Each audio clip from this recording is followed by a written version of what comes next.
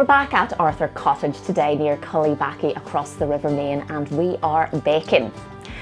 Liam, you've a lovely selection of things on the griddle for me today. Can you just take me through what everything is? Worth making the point, Jane, that the griddle was the main implement used for baking in the Ulster-Scots household. Rather than the range. Much more so than the range. There would be a typical product of the griddle, a Soda Farl. And the Soda Farl split with a wee bit of butter, a wee bit of jam. Got a pancake. Pancake's not unique to Ulster-Scots cuisine. It's, I think, a drop scone, they might call it in some places. And again, very enjoyable with a wee bit of butter and a wee slap of jam. Perfect. No chocolate spread. A bit of a modern invention that now. You can have it now, I would say. There is the perfect addition to the Ulster Fry.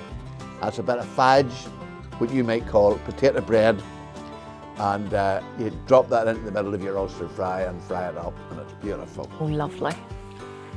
There is what's called a fruit slim.